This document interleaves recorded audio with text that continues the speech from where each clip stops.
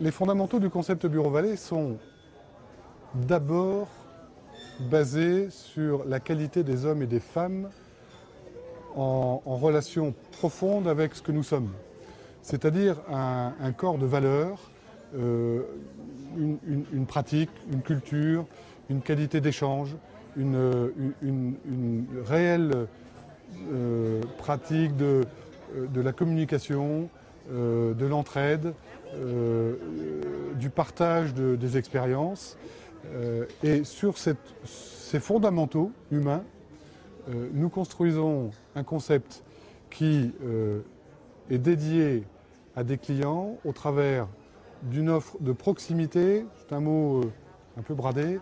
Proximité, ça veut dire non seulement être proche géographiquement, mais être proche en permanence de l'attente des clients.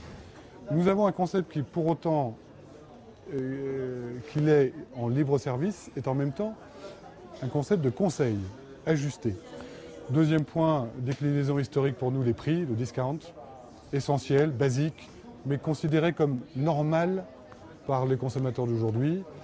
Et dernier point, une capacité, une volonté d'adaptation permanente à des comportements et des attentes qui évoluent, technologiques, mais aussi dans l'offre, plus de services,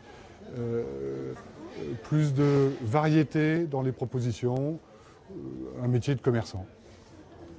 Pourquoi cherchons-nous à cibler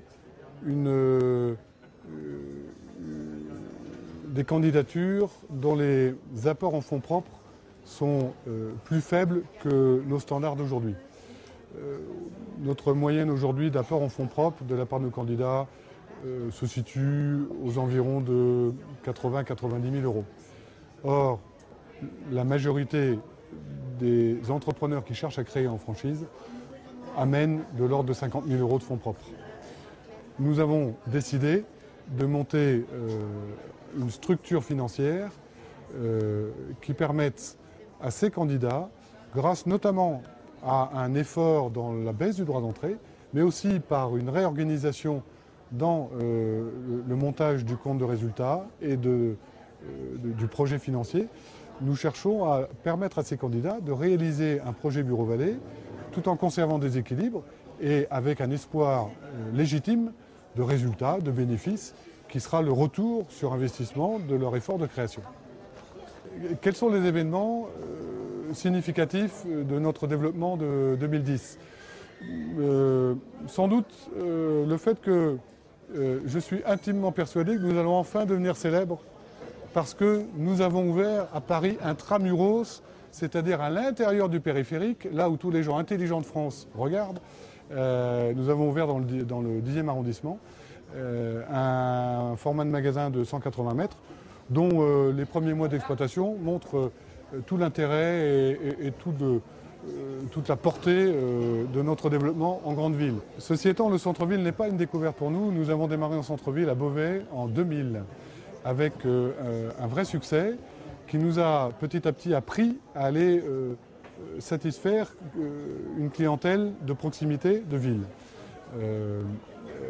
Les autres événements de l'année 2010 sont l'ouverture à Luxembourg, un petit peu plus étonnante que nous ne l'attendions, parce que la culture luxembourgeoise est moins sensible au prix apparent, même si nous vendons des marques, que nous ne le sommes en France.